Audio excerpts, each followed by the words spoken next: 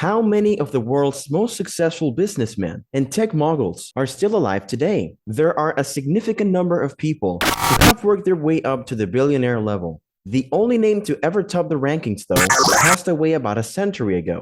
Rockefeller, the first billionaire in the world, created an oil empire and began the modern age of oil.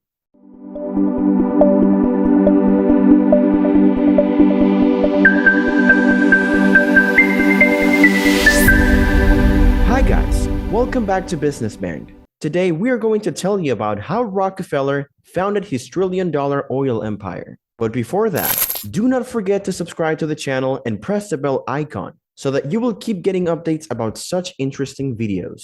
Let us start. John is still considered to be one of the most influential people in the history of Wall Street. And despite the fact that some people regard him as a villain, while others regard him as an innovator, he is unanimously acknowledged as being one of the most powerful people in human history. John D. Rockefeller was born in Richford, New York, about halfway between Binghamton and Ithaca, on July 8th of 1839.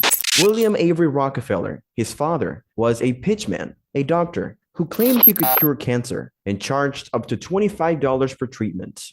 He was gone for months at a time, traveling around the West from town to town, returning with large sums of money to wherever the family was living. His mother, Eliza Davison Rockefeller, was very religious and disciplined. She instilled in John the importance of hard work, saving, and charitable giving.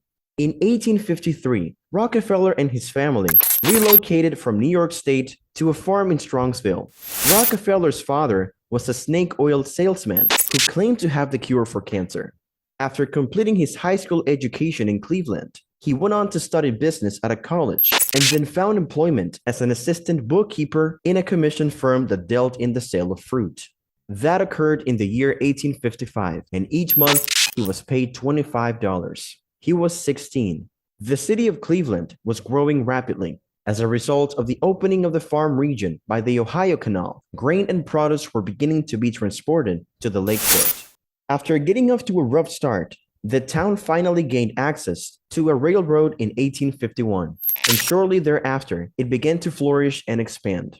More than 40,000 individuals had settled in this area by the year 1860, with over half of them being born in other countries and drawn here by the promise of a prosperous future. First and foremost, Rockefeller was a quick learner. Because of his insatiable curiosity, thoughtful temperament, and acute powers of observation, he possessed an unusual aptitude for learning in addition to his meticulous, fastidious, and frugal nature. As a result, it should not have come as a surprise that he started his own produce commission business called Clark and Rockefeller in the spring of 1859. He was 19. Near the same year, oil was discovered in Titusville, Pennsylvania, which resulted in a boom similar to the gold rush that had occurred in California a few years before. Newspapers started reporting on it, and all of a sudden, there was a rise in the number of oil refineries being built. By the time the Civil War was over, there were 30 of them living in Cleveland. Even during the conflict, the topic of oil was the one that everyone in the corporate world was talking about.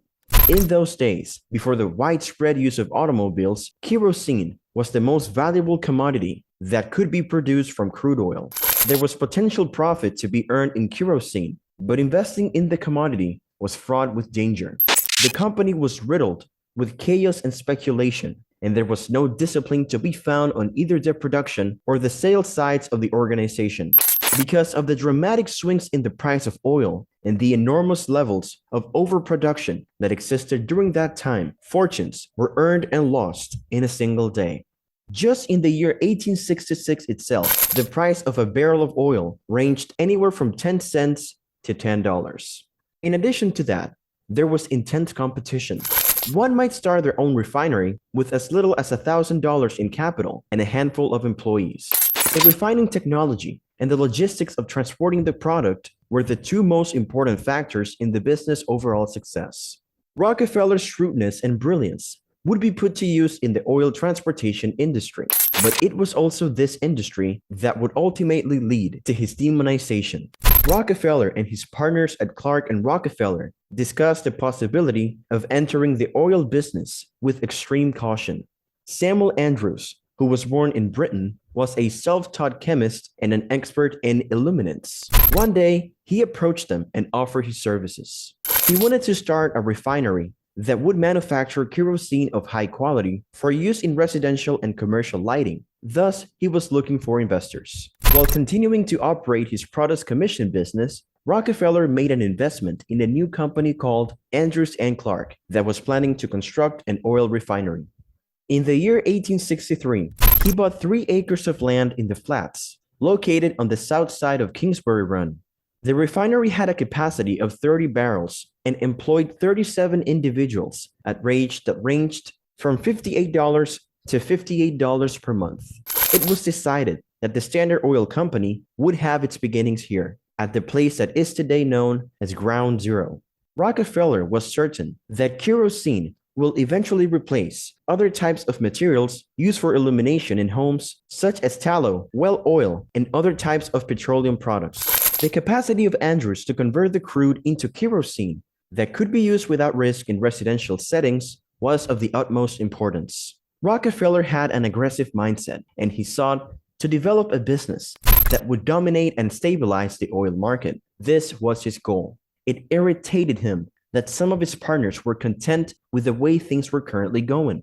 After it became clear that they had fundamentally different perspectives, they got together to talk about the direction the company would take going forward.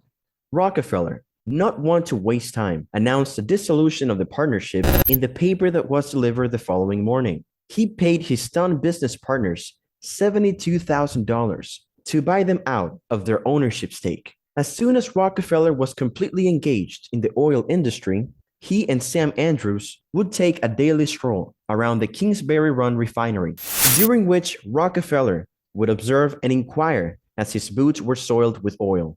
He took an interest in the operation of the firm in its entirety, from manufacturing barrels to experimenting with new items to transportation. As leaking from the barrels became an issue, he bought the barrel firmly and along with it, a forest. This allowed him to solve the problem of leakage from the barrels and save money at the same time.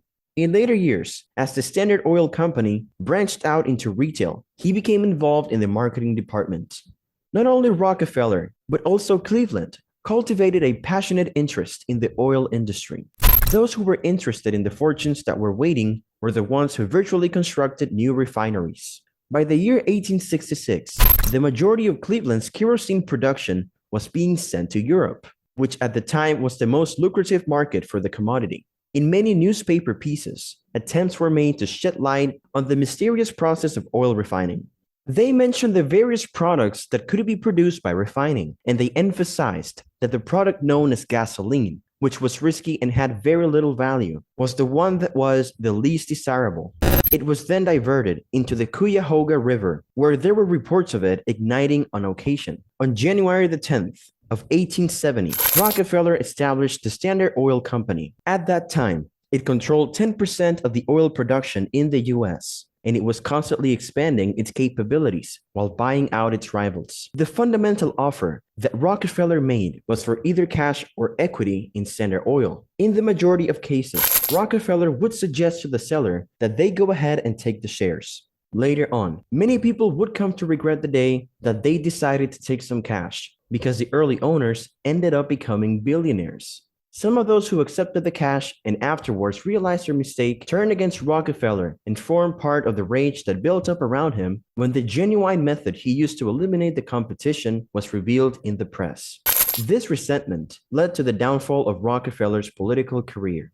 According to the accusations, Rockefeller placed his rivals in a position where they were compelled to sell their products by undercutting the prices of those products. Because the Atlantic and Great Western Railroad, later renamed the Erie Railroad, traveled east through the Pennsylvania oil fields, Standard Oil was in a position to accomplish this goal. This allowed the company to move the majority of its oil. It was possible for Standard Oil to covertly negotiate a transportation discount due to the fact that the company was a favored customer. Standard Oil paid only $1.65 a barrel, which provided with a margin that enabled it to leverage a price that was more favorable in the market. At one point, the going rail rates were listed as $2.40 per barrel. The year 1872 was the year that Rockefeller launched his full-scale assault on his rivals in Cleveland. It was referred to as the Cleveland Massacre at the time.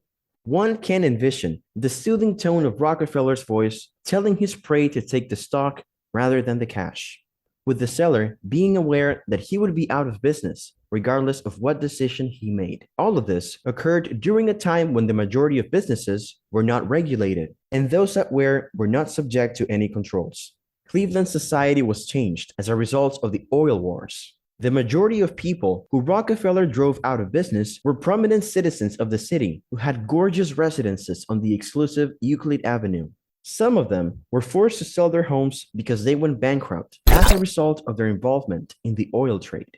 At the age of 33, Rockefeller had already established himself as the largest oil refiner in the world and had joined the ranks of the wealthiest individuals in the US. Rockefeller and his family relocated to New York to the international markets 5 years after the Cleveland Massacre, when the Standard Oil Company had already become a global operation. This necessitated Rockefeller to move his family to New York. Rockefeller had already established the first international conglomerate by the time he became 40 years old. This business was comprised of devoted and productive workers who operated in committees and thoroughly investigated every obstacle that the company was confronted with. His administrative talents were extraordinary. He not only urged his workers to purchase Standard Oil stock, but also made funds accessible to them so that they could do so. When he began to withdraw from the business in the 1890s, he was making $10 million a year, while the typical American was making less than $10 a week. This contrasted with the situation in which he began to withdraw. In the year of 1902, he had an income of $58 million that was not subject to taxation. But as his wealth increased, something that almost couldn't be helped when the automobile was invented and gasoline, which had been thrown away for such a long time, became a valuable commodity. He found himself increasing criticism for unethical business practices and avarice. This criticism came about as a result of the fact that the automobile was invented. Ida Tarbell, a muckraking writer, published an explosive book in 1904 called The History of the Standard Oil Company. This book is still regarded as a classic of investigative journalism to this day. In it, she exposed the corporate activities of John D. Rockefeller. Rockefeller did not come to the realization that it would have been to his advantage to be more forthcoming with the press until much later in life. However, because of his silence, they were able to easily attack him, and the damage had already been done. The government, on the federal level, had taken notes. An inquiry conducted by the government in 1907 concluded that Standard Oil was responsible for 80% of all kerosene production in the US, was responsible for 87% of all kerosene exports, and controlled 89% of the domestic kerosene market. A claim of antitrust violation was lodged against the corporation by the Justice Department. Later on in that same year, when news of the federal government's decision in the case broke, Rockefeller was engaged in a round of golf with a reporter from the Plain Dealer. He took a glance at the telegram, informed the reporter that he had some breaking news, and then delivered him the message that stated that the corporation had been fined $29,240,000. Rockefeller resumed the game in a hushed voice. Despite the fact that Rockefeller established his permanent home in New York, he continued to make frequent trips back to Cleveland in order to spend the summers at his expansive estate, Forest Hill, which was located in East Cleveland. The facts of history, however, make it abundantly evident that there was something about Rockefeller and the city that was just a little bit off. Despite all of his money and charitable work, Rockefeller was not a part of the establishment in Cleveland, which consisted of a hierarchy that had been in place since the city's inception. It's not that people in those circles despised him, it's just that he was not a part of those groups. When he was receiving criticism from the national press for his monopolistic business tactics, the most influential people in Cleveland paid him a visit at his home in Forest Hill to show their support. At one time, he was just not the richest man in America, but also the man who was reviled the most.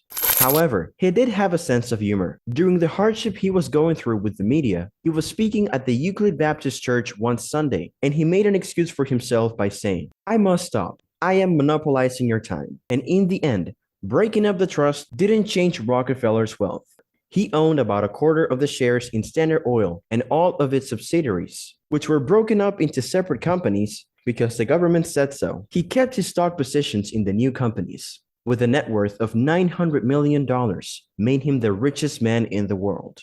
In 1912, the government only had $716 million to spend. Some people think that Standard Oil's large economies of scale helped the oil industry grow instead of holding it back. Rockefeller's methods made the company a stable island, and the unit cost of oil was cut in half because of how well they worked. Also, he had a big effect on Cleveland. Standard Oil made a huge amount of money for the city, and there were too many millionaires to keep track of. In this area, other businesses grew up to help the company. He gave millions of dollars to the town's churches, hospitals, schools, and many other places.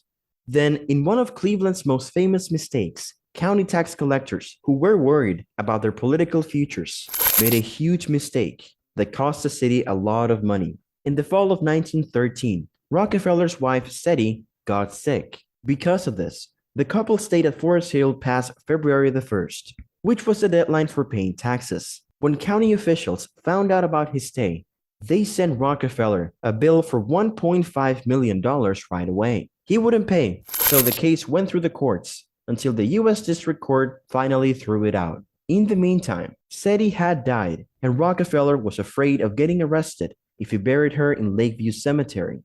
When Cleveland thinks about how they treated us, they should be ashamed to look themselves in the face, he said later. He was mad that low politicians were taking advantage of him while places in Cleveland begged him for money.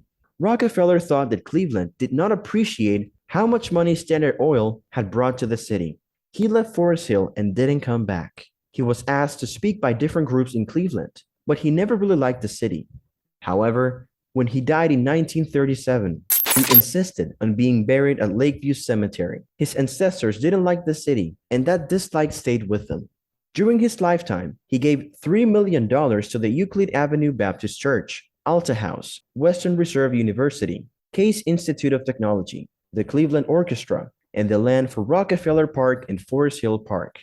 These were small gifts compared to what Rockefeller's hometown would have gotten if he had felt better about it. In the end, he moved his loyalty and good works to New York. One of his biographers said, "How many hospitals, museums, and churches in New York would be better off because of Cleveland's mistake?" In 1991, British Petroleum bought Standard Oil of Ohio, which was based in Cleveland.